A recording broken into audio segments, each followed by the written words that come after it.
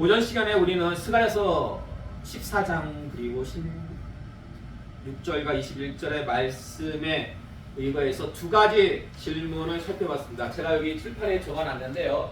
16절 의거해서 이방인들이 그 예수님 재림 후에도 초막절을 지킨다는 것이 과연 무슨 뜻일까?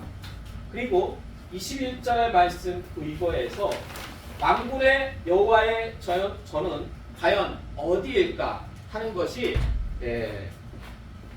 우리가 오후 시간에 살펴보기로 했던 말씀인데요. 계시록 20장 11절과 12절의 말씀 볼까요?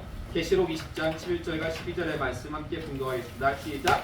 또 내가 크고 흰 보좌와 그 위에 앉으신 이를 보니 땅과 하늘이 그 앞에서 피하여 간데 없더라. 또 내가 보니 죽은 자들이 큰 자나 작은 자나 그 보좌 앞에 서 있는데 책들이 펴있고 또 다른 책이 펴졌으니 곧 생명책이라. 죽은 자들이 자기 행위를 따라 책들에 기록된 대로 심판을 받으니. 아멘. 자, 계시록 20장 11절 이하의 말씀은요, 일명 백보자 심판이라고 불리는 말씀입니다. 그러니까 새하늘과 새 땅이 도래하기 전에 이제 하나님께서 모든 사람들을 다 심판하십니다. 그 앞에 생명책이 놓여져 있고 또한 행위록이 놓여져 있습니다. 그래서 그 행위에 따라서 심판을 받게 되는데요. 계속해서 계시록 21장 1절과 2절의 말씀 함께 봉독하겠습니다. 시작! 또 내가 새 하늘과 새 땅을 보니 처음 하늘과 처음 땅이 없어졌고 바다도 다시 있지 않더라. 또 내가 보매 거룩한 성 새 예루살렘이 하나님께로부터 하늘에서 내려오니 그 준비한 것이 신부가 남편을 위하여 단장한 것 같더라. 아멘. 그러니까 백보자 심판 후에요, 이제 새 하늘과 새 땅이 주어집니다. 그래서 구속사의 하나님의 구원 계획에 순서적으로 보면은 심판이 있고 난 후에 새 하늘과 새 땅, 다른 말로 얘기하면은 재창조. 그래서 보면은요, 우리가 오전 시간에 초막절에 대한 이스라엘의 7대 절기 중에서 맨 마지막에 있는 초막절, 그 초막절에 드리는 제물들을 살펴보니 공통점이 뭐였습니까? 7의 배수였다라는 거죠. 근데 7이 상징하는 바는 뭐였어요? 심판이었죠. 마지막 심판. 그리고 그 초막절이 비록 10일 지키고 끝났지만은 하나님께서는 바로 그 다음날 8번째 되는 날을 거룩한 성회로 모이라고, 거룩한 대회로 모이라고 그렇게 주셨습니다. 말씀을. 근데 그 8이 8번째 날 8이 상징하는 것은 무엇이었습니까? 재창조였죠. 그리고 방금 우리가 살펴보니까 백보자 심판이 있은 이후에 세상이 다시 재창조가 돼요. 그래서 어떠한 세상이 주어집니까? 새 하늘과 새 땅이 주어져요. 그러니까 지금 초막절을 통해서 주신 말씀이 요한계시록을 보니까 그대로 자세하게 이루어지고 있음을 우리가 알 수가 있다라는 것입니다. 근데 여러분, 잠깐 참고로 말씀을 드리면은 이 새 하늘과 새 땅, 여러분이 그 계시록의 말씀을 읽다 보면은 이제 계시록 21장에 보면은 새 하늘과 새 땅이 나와요. 이걸 한자로 하면 어떻게 될까요? 한자로 하면은 새 하늘과 새 땅을 신천, 신지. 예. 근데 이단 중에서 이거를 유사하게 한 이단이 있죠. 그게 뭐예요? 신천지. 그러니까 신자는 떼버리고 그냥 신천지. 그러니까 이 신천지 이단은 새 하늘과 새 땅, 자기들만이 그 새 하늘과 새 땅에 들어간다라는 의미에서 신천지라고 이름을 붙였는데, 자, 여러분 그럼 보세요. 이 새 하늘과 새 땅이 천국일까요? 새 하늘과 새 땅. 백보자 심판 후에 새 하늘과 새 땅이 주어지는데, 여러분 이 새 하늘과 새 땅, 신천 신지가 천국입니까? 천국이 아닙니까? 어떻게 알고 계세요? 새하늘과 새 땅이 천국입니까? 천국이 아닙니까? 천국은 아니죠. 이게요, 잘 아셔야 돼요. 왜냐면은 새하늘과 새 땅 안에 천국이 있습니다. 자, 보세요. 천국이 새하늘과 새 땅 안에 천국이 있는데, 그렇다고 해가지고 이건 맞아요. 근데 새하늘과 새 땅이 천국은 아니에요. 무슨 말인지 알겠어요? 천국이 새하늘과 새 땅 안에 들어있어요. 들어있어요. 근데 새하늘과 새 땅이 다 천국은 아니에요. 왜 그럴까요? 왜 그럴까요? 왜 새하늘과 새 땅이 다 천국이 아닌 이유가 뭘까요? 왜 그럴까요? 의외로 간단합니다. 왜 간단하냐면 천국에 있으면 또 무엇도 있어야 돼요? 지옥. 지옥도 있죠? 그럼 지옥은 어디 있어요? 그럼 지옥은 어디로 가요? 새하늘과 새 땅이 주어지는데 그럼 지옥은 어디로 가요? 어디로 가는 거 있어? 이 안에 있죠. 새하늘과 새 땅밖에 없어요. 새하늘과 새 땅밖에 없기 때문에 새하늘과 새 땅 안에는 천국도 있고 지옥도 있는 거예요. 그래서 신천지는 무식한 이단이에요. 무식한 이단이에요. 아니 좀 성경도 제대로 좀 알고 좀 이렇게 인용을 해가지고 이단이 돼야 되는데, 이 신천지는 그냥 천국만인 줄 알아. 근데 천국, 이 새하늘과 새 땅 안에는 천국만이 아니라 지옥도 있어요. 결국 근데 어떻게 보면은 그들의 무지함이 그들의 갈 길을 인도하고 있어. 그들은 어디로 가요? 똑같은 새하늘과 새 땅을 맞이하는데 그 신천지는 지옥으로 갈 수밖에 없다라는 것입니다. 자, 그런데요, 거기 말씀을 보시면은 2절 말씀을 보시면은 21장 20절의 말씀을 보면은 1절에서는 새하늘과 새 땅이 나오고, 이제 새하늘과 새 땅 가운데 하늘에서부터 내려오는 게 있습니다. 무엇이 내려옵니까? 거룩한 성 새 예루살렘. 거룩한 성, 네. 거룩한 성 새 예루살렘. 하늘에서부터 이게 내려와요. 하늘에서부터. 그러면 이 거룩한 성 새 예루살렘은 천국에 속한 걸까요? 지옥에 속한 걸까요? 당연히 천국에 속한 걸 거죠. 예. 그러면은 거룩한 성 새 예루살렘은 천국에 속한 건데, 그러면은 천국의 거룩한 성 새 예루살렘이 전부입니까? 아니면 전부가 아닐까요? 어떨 것 같아요? 거룩한 성 새 예루살렘하고 그 거룩한 성 새 예루살렘만이 천국일까요? 아니면은 거룩한 성 새 예루살렘은 천국에 포함되는 걸까요? 예, 학자들은 이 거룩한 성 새 예루살렘이 그 천국의 중심지라고 봅니다. 천국의 중심지, 예, 중심, 본거지로 봐요. 그렇기 때문에 천국은 거룩한 성 새 예루살렘을 포함하고 있는, 예, 좀 더 바운더리가 넓은 그런 지역이다라고 그렇게 학자들은 봅니다. 맞는 것 같긴 해요. 예, 근데 그거는 나중에 이제 계시록 혹시 우리가 살펴보게 되면은 그때 가서 좀 더 자세하게, 일단은 새하늘과 새 땅을 좀 착각하시는 분도 있어요. 그냥 그게 다 천국이다 라고만. 예, 근데 새하늘과 새 땅이 다 천국만은 아닙니다. 그 안에 지옥도 포함되어져 있기 때문에. 예, 그리고 새하늘과 새 땅, 물론 새하늘과 새 땅 안에 천국이 있고, 또한 천국 안에 거룩한 성 새 예루살렘이 또한 분명히 존재합니다. 이제 새하늘과 새 땅, 새 예루살렘이 나왔으니까 잠깐 들은 말씀이고, 어쨌든 구속사의 순서상 백보자의 심판 뒤를 이어서 새하늘과 새 땅이라는 재창조의 역사를 거친 후 거룩한 성 새 예루살렘이 주어지는데, 학자들은 이 거룩한 성 새 예루살렘을 만군의 여호와의 전으로 봅니다. 만군의 여호와의 전. 만군의 여호와의 전을 거룩한 성 새 예루살렘으로 봐요. 그러니까 스가랴서의 말씀은 그러니까 구약의 말씀들은 좀 이렇게 굉장히 함축적이고 굉장히 비유적이에요. 그래서 짧게 되어 있는데 이 요한계시록의 말씀을 보면은 그 구약에 나와 있는 말씀들은 아주 자세하게 설명되어져 있어요.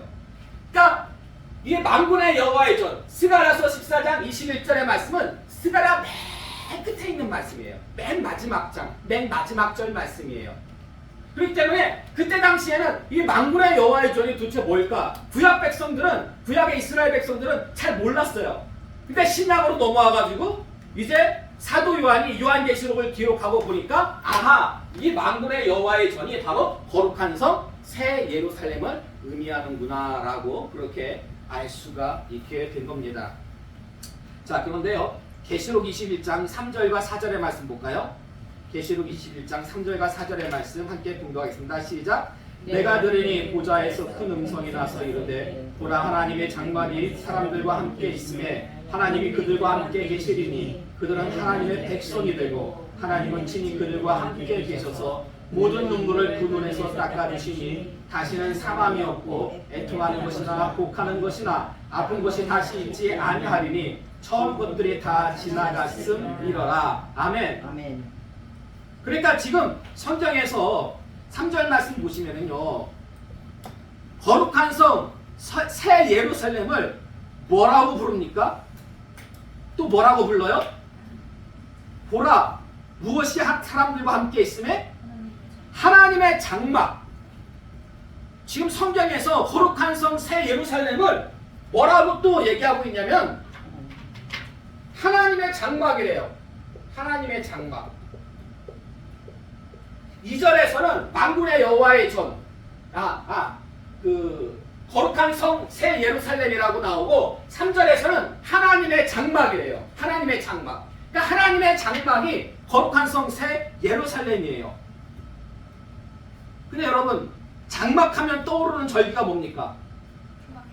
초막절이죠. 초막절. 네. 광야 40년 동안 장막상화를 했잖아요. 그걸 기념하기 위해서 초막절을 갖다가 지키는 거거든요. 네? 근데 지금 보니까 말씀을 구속사적으로 보니까 백보자 심판 이후에 새 하늘과 새 땅 재창조가 주어지는데 그 거기서 주어지는 새 예루살렘 성이 바로 하나님의 장막. 결국 심판 후에 있는 재창조와 관련된 절기도 초막절이에요. 초막절. 네.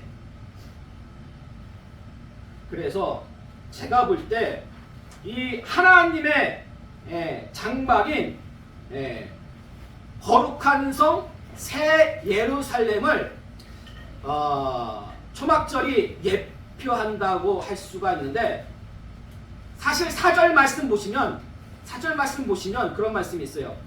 하나님의 장막 안에는 더 이상의 슬픔과 괴로움과 아픔이 없어요. 근데 보세요. 뭐 맞는 말씀인데 이 말씀이 제가 보기에는 무엇과 비교가 되냐면요, 어떤 장막과 비교가 되면은 바로 이 장막과 비교가 돼요. 이스라엘 백성들이 40년 동안 광야 생활을 할 때 그때 그 광야 생활은 굉장히 힘들고 어려웠어요. 그때는 힘들었고 슬픔이 있었고 괴로움이 있었고 어려움이 있었고, 그러나 지금 하나님의 장막 안에는 더 이상의 슬픔과 괴로움과 아픔이 없다라는 것입니다. 그래서 이제 다시 오늘 본문인 스가랴서 14장 16절 말씀으로 돌아와서 예수님 재림 이후에도 이방인들이, 회심한 이방인들이 초막절을 지킨다. 이게 과연 무슨 뜻일까? 이것은요, 지금 성경에서 계속 초막절을 예표하는 바를 놓고 볼 때에 회심한 이방인들이 하나님의 장막, 결국 거룩한 성 새 예루살렘에 들어가는 것이다. 이방인들이 초막절을 지킨다는 것은 결국 무엇을 의미하냐? 거룩한 성 새 예루살렘을 들어가는 것이다 라고 그렇게 이해를 하는 것이 맞는 것 같습니다. 이런 의미에서 볼 때 초막절은 정말 엄청난 절기예요. 초막절은 단순히 어떤 구속사적인 의미에서 심판만을 의미하는 것이 아니라 그 심판 이후에 있는 우리가 들어가야 될 장차 거룩한 성 새 예루살렘 그 천국, 어찌 보면 그 천국의 안식까지도 예표하고 있는 절기가 바로 이 초막절입니다. 여러분 그 인류 역사상 가장 지혜로웠던 왕이 누굽니까? 솔로몬이죠. 예. 그러면 솔로몬도요 이런 어떤 초막절이 가지고 있는 이런 엄청난 의미를 알고 있었을까요? 몰랐을까요?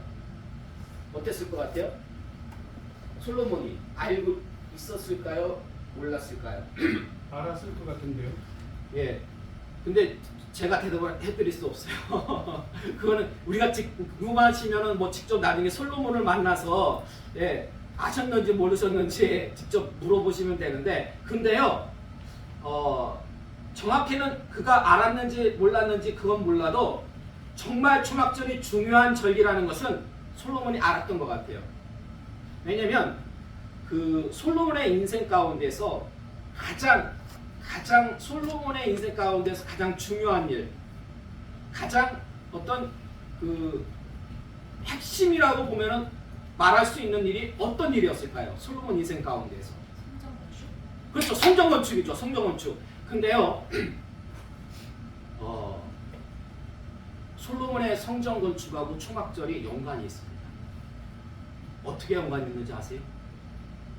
어떻게 한번 들어보신 적 있습니까, 여러분? 솔로몬의 성전 건축과 초막절이 연관이 있어요. 근데 어떤 연관이 있는지 들어본 적 있어요? 없어요? 열왕기상 8장 1절 상반절에서 2절의 말씀, 예, 우리 함께 공독할까요? 시작. 이에 솔로몬이 여호와의 언약궤를 다윗성 곧 시온에서 메어 올리고자 하여 이스라엘 모든 사람이 다 에다림월 곧 일곱째 달 절기에 솔로몬 왕에게 모이고. 아멘. 이게 무슨 말씀이에요? 성전 봉헌식. 성전을 다 짓고요, 솔로몬이 그 성전을 하나님께 드린 날이 언제냐면 바로 초막절이에요. 바로 초막절. 다른 절기, 그러니까 다른 절기도 많잖아요. 예, 6월절도 있잖아요. 6월절. 예. 구약 시대면 오히려 6월절을 더 중히 여겼을 것이라고 생각할 수도 있잖아요. 근데 안 그래요. 솔로몬은요, 초막절 절기 때 성전을 봉헌합니다. 그러니까 왜 솔로몬이 초막절 날을 맞이해서 성전을 그때 봉헌했는지 자세한 이유는 성경에 나와 있잖아요. 근데 우리가 지금 살펴봤을 때 초막절은 엄청난 절기거든요. 구원 그 이후에 있어서 우리가 하나님 나라에 들어가서 그 안에도 누릴 안식까지도 예표하고 있는 절기가 바로 이 초막절인데, 그래서 의미적으로는 엄청나게 중요한데 솔로몬이 그날 성전을 봉헌합니다. 초막절을 마치면서. 근데요, 솔로몬과 정반대의 길을 간 자가 있어요. 솔로몬과 정반대의 길을 간 자. 그게 누구냐면, 솔로몬이 죽고 나서 이스라엘은 둘로 나와요. 북이스라엘과 남유다. 어느 나라가 좋은 나라예요? 유다. 그렇죠. 남쪽이 무조건 좋아요. 북쪽은 안 좋아. 그때부터 북쪽은 안 좋았어. 네, 북이스라엘은. 근데 북이스라엘의 초대 왕이 누군지 아십니까? 여로보암이에요. 여로보암. 근데 이 여로보암이 나라가 이렇게 처음 갈리고 났을 때는 그래도 사람들이 나라만 갈린 거지 왕래는 서로 했어요. 자유롭게. 근데 절기가 되다 보니까 이스라엘 남자들은 절기 때마다 그 예루살렘 성전에 가가지고 절기를 지켜야 됐거든요. 그러니까 북이스라엘의 남자들도 남유다로 내려가야 돼요. 근데 여로보암 왕이 보니까 이 자꾸 왔다 갔다 하면은 백성들의 마음이 남쪽으로 빼앗길 것 같아. 그래서 안 되겠다 싶어가지고 그 북이스라엘 지역, 위에 지역과 밑에 지역, 단과 베델에 금송아지를 만듭니다. 금송아지를 만들고 거기서 무엇을 지키게 해요? 거기서 절기를 지키게 해요.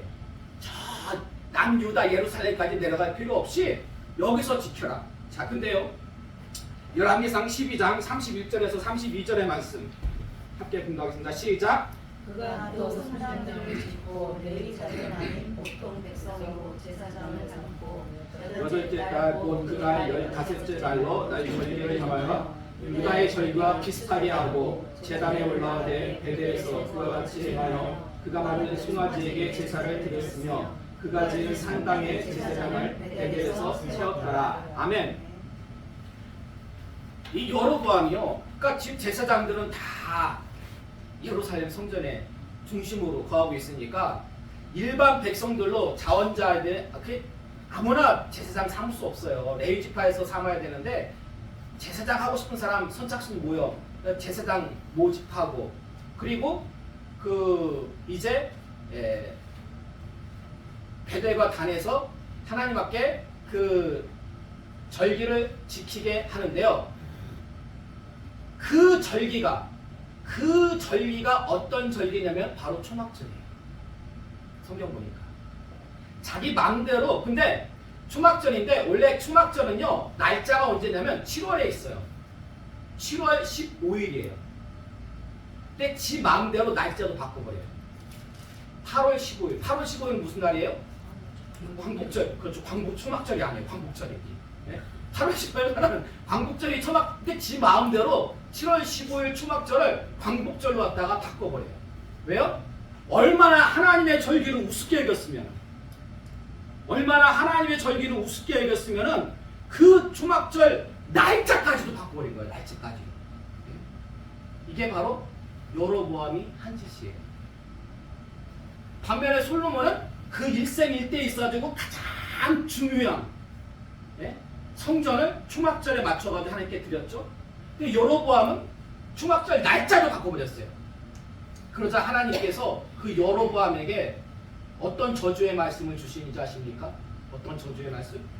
직접 찾아보시죠. 열왕기상 14장 10절에서 11절의 말씀.